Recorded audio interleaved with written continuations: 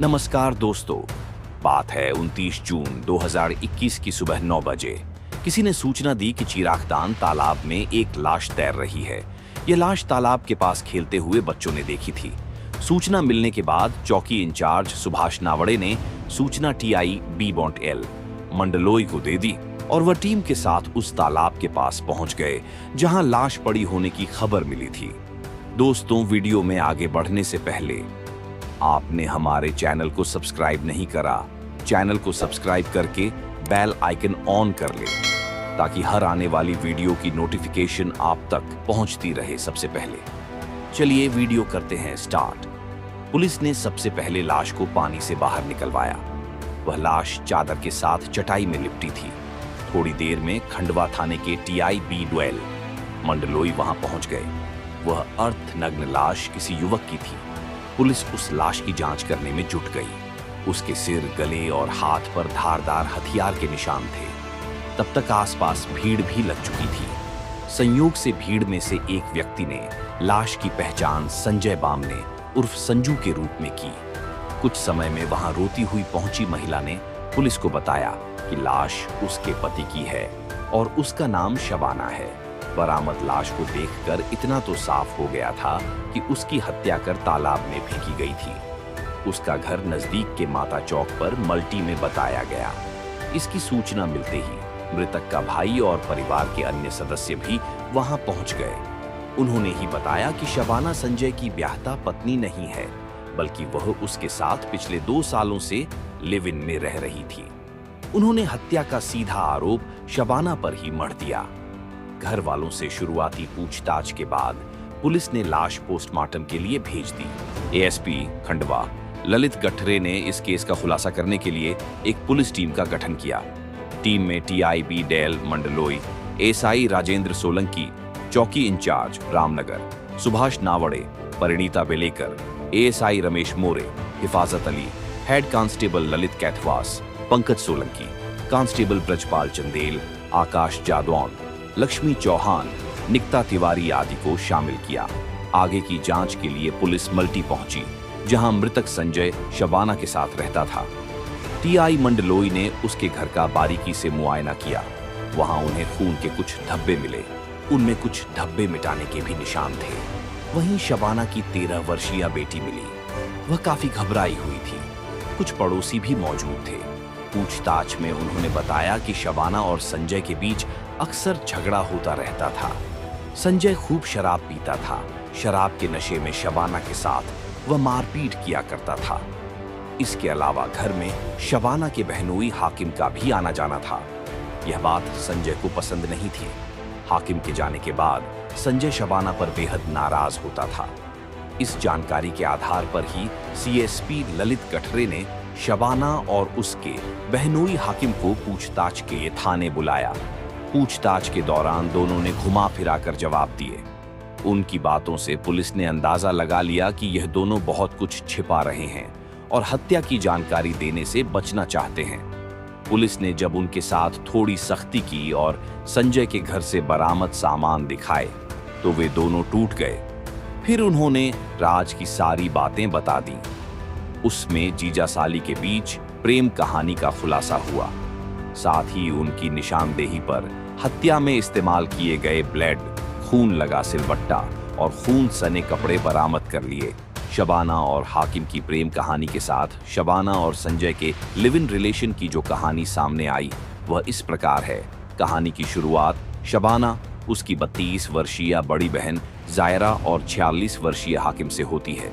बात तब की है जब शबाना महज 16 साल की थी। वह खुद से करीब दोगुने उम्र के हाकिम से इश्क कर बैठी थी।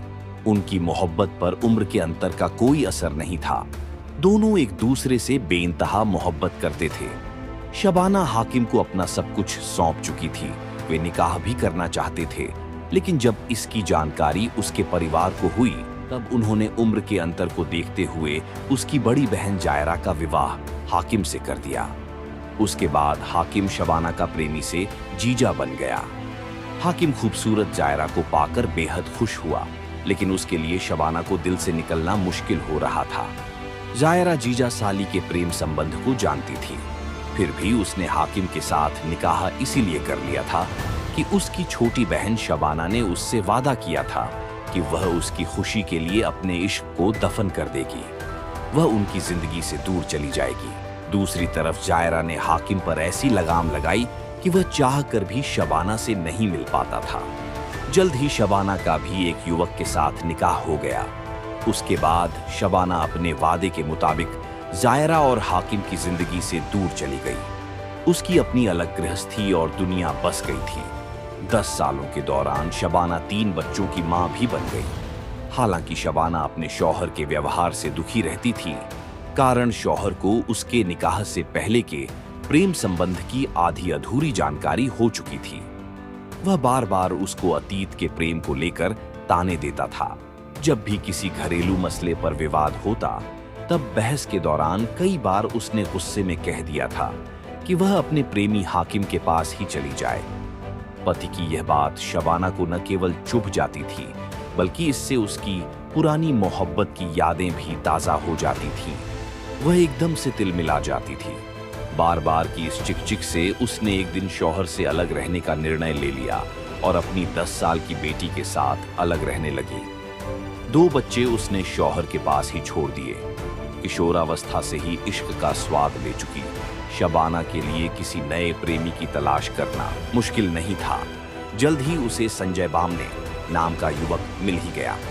संजय उम्र में छोटा था तो क्या हुआ, वह उसकी भावना को समझता था और उसके सेक्स की भूख भी मिटाता था। जल्द ही संजय भी खुद से बड़ी उम्र की प्रेमिका को जी-जान से प्यार करने लगा। अपना घर-बार छोड़कर बगैर शादी किए हुए शबाना के साथ रामनगर मल्टी में किराए के मकान में रहने लगा था। कुछ समय तक संजय और शबाना के बीच लिव इन की मधुरता बनी रही, लेकिन उनके रिश्ते में खटास तब आ गई जब शबाना का पूर्व प्रेमी यानी उसका जीजा हाकिम उसकी जिंदगी में वापस आ गया। दरअसल हाकिम ने जायरा से निकाह करना इसलिए स्वीकार कर लिया था क्योंकि तब उसे लगा था कि शबाना उससे पहले की तरह ही मिलती जुलती रहेगी। लेकिन ऐसा नहीं होने पर हाकिम उसकी याद में बेचैन हो गया। जब उसे शबाना के अकेली रहने के बारे में मालूम हुआ, तब उसने उससे मिलने की योजना बना ली। हालांकि शबाना और हाकिम के मिलने की राह में जायरा रोढ़ा बनी हुई थी। बावजूद इसके लंबे समय बाद जब हाकिम अपनी साली और पुरानी प्रेमिका शबाना से मिलने उसके पास गया, तब उसने उसे बाहों में भर लिया। उसने हाकिम की खूब आवाभगत की, उसकी खिदमतगारी में कोई कोर कसर नहीं रहने दी। उनका अधूरा मोहब्बतनामा फिर से लिखा जाने लगा, लेकिन इसकी जानकारी भी संजय को जल्द हो गई। शबाना अब दो प्रेमियों के साथ लिव इन में रह रही थी, लेकिन लंबे समय तक इस तरह रहना आसान नहीं था। संजय ही शबाना के घरेलू खर्च और उसकी बेटी के पालन पोषण का जिम्मा उठाए हुए था। संजय को यह बात पता चल गई थी कि शबाना के पास उसका जीजा हाकिम भी आता है, इसलिए उसने शबाना से साफ साफ कह दिया कि अपने घर में किसी दूसरे मर्द को वह नहीं देखना चाहता। इस पर शबाना ने रिश्ते की बात कहकर कुछ समय तक संजय को बहला दिया। फिर भी संजय ने हिदायत दी कि उसके नाजुक रिश्ते में किसी की भी दखलंदाजी नहीं होनी चाहिए। यदि ऐसा होता रहा तो वह हरगिज बर्दाश्त नहीं करेगा।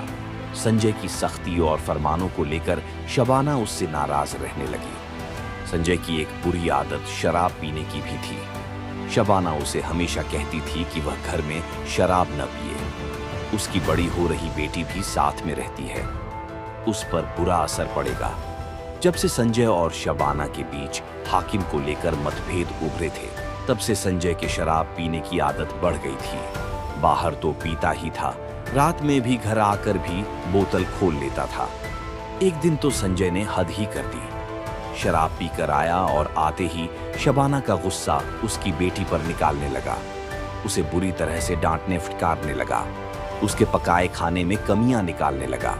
जब शबाना ने इसका विरोध किया और कहा कि वह ऐसा न करे, तब संजय ने उस पर हाथ उठा दिया।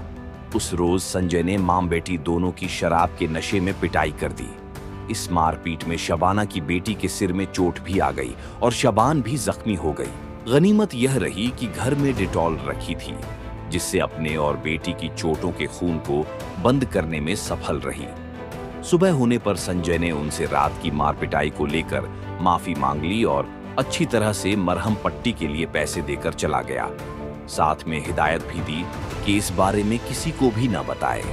दिनों तक तो घर में शांति बनी रही, लेकिन तीसरे दिन संजय फिर शबाना से दिन में ही उलझ गया। पड़ोसियों ने आकर उसे समझाया, तब गुस्से में चला गया। उसी रोज हाकिम भी शबाना से मिलने आया। शबाना और उसकी बेटी ने रो रो कर संजय की ज्यादती उससे बयां की। हाकिम ये सुनकर सन्न रह गया। उसने शबाना को आश्वस्त किया कि वह इसका समाधान जल्द निकालेगा। इतना कहकर वह वहां से चला गया, लेकिन उसके मन में साजिश की योजना बन रही थी। उसी के अनुसार 28 जून 2021 की तारीख मुकर्रर की गई। कैसे योजना को अंजाम देना है, इस बारे में शबाना से बात कर ली। फिर 22 तारीख की आधी रात को शबाना ने हाकिम को फोन करके अपने घर बुला लिया। हाकिम बताए समय पर आ गया।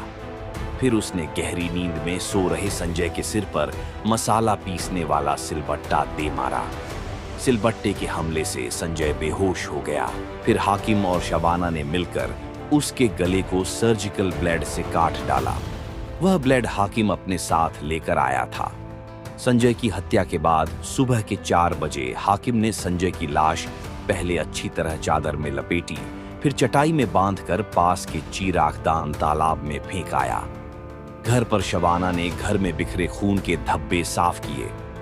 अगले रोज 29 जून 2021 को पुलिस ने तालाब से संजय की लाश बरामद कर ली। इस हत्याकांड की जांच पूरी होने के बाद हाकिम और शबाना पर हत्या एवं सबूत मिटाने की धाराएं लगाकर फाइल तैयार कर ली गई। जांचकर्ता पुलिस ने उन्हें कोर्ट में पेश किया। वहां से उन्हें अपराध का दोष साबित होने तक न्यायिक हिरासत में भेज दिया। दोस्तों, इस कहानी को सुनाने का उद्देश्य किसी के दिल को ठेस पहुंचाना नहीं है, बल्कि आपको अलर्ट होना है, आपको जागरूक होना है, आपको सचेत रहना है। दोस्तों, वीडियो अच्छी लगी हो वीडियो को लाइक कर देना, चैनल पर नए हो चैनल को सब्सक्राइब कर देना। मिलते हैं दोस्तों अगली वीडियो में, तब तक के लिए धन्यवाद।